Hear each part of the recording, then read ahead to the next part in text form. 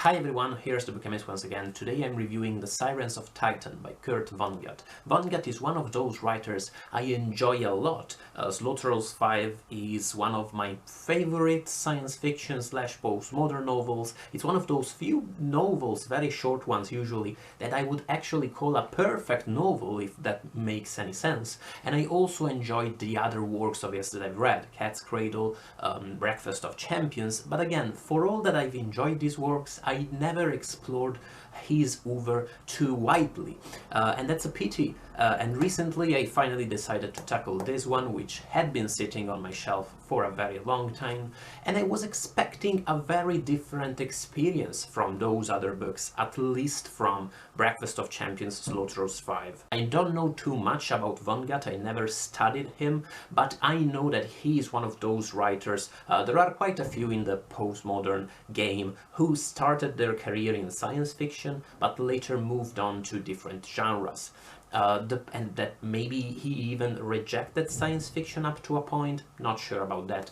But at the same time, unlike with other writers who followed the same career path, people such as J.G. Ballard, Jonathan Lethem, I didn't actually notice that much difference between Vonnegut's science fiction, Sirens of Titan, and his later works. If I hadn't known anything about him, I wouldn't quite have noticed the fact that he switched genres at all. Sirens of Titan features Vonnegut's brand of skepticism when it comes to religion, when it comes to certain philosophical thoughts or institutions such as churches, even political institutions. It features his witty, even detached approach at human, even vast historical tragedies, all of which contribute to his deadpan humor, together also with his use of repetition. It's a very recognizable style that almost makes it seem as if Vonnegut is handling his characters' stories in a rather scientific and cold way,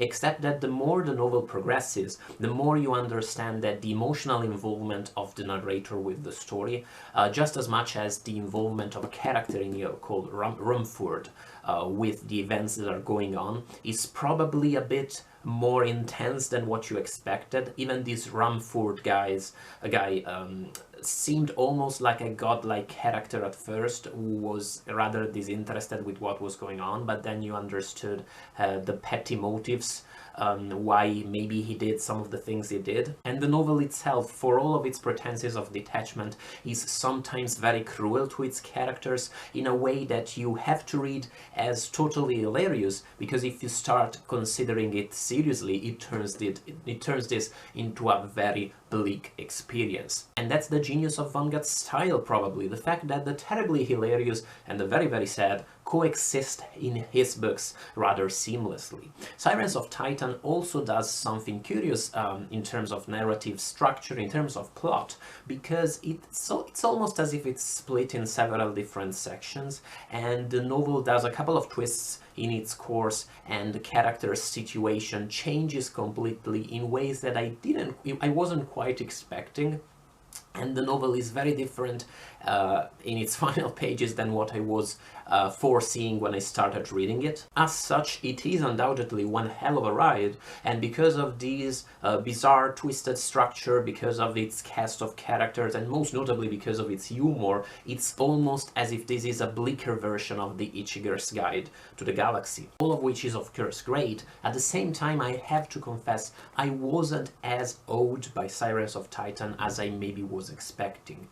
It may just be that the memory of later Vonnegut novels, Cat's Cradle, Sirens 5, influenced my reading, because I believe that in those later works, maybe Vonnegut's skepticism, which you can take as nihilism, you can take it as humanism, you can take his worldview either as optimistic or very pessimistic, but in any case that view is probably expressed in his later narratives more seamlessly, whereas here some of the philosophical reflections appear almost to clash with the actual story of the people you read about. And those later narratives also managed to get me much more emotionally involved with the lives of the people I read about. With these characters, it's not quite that they read as caricatures, they almost read, as I was was saying before, as microbes under a microscope rather than actual people. All of them have some kind of peculiarity about them. Some of them are maybe the wealthiest persons on Earth. Some of them are terribly afraid of human contact. Some of them exist as wave particles or something. The one character that was actually great and that I care about very much was Salo the robot, the intergalactic robot. And probably there's a point there. Probably the novel is making a point, considering that the one character that is very relatable and whose plight you feel about is the mechanical one and not the actual people, but still that character only appears very late into the book. I'm not bashing Sirens of Titan, and I'm very curious to hear what you think about it, if some of you consider it among Vonnegut's best works.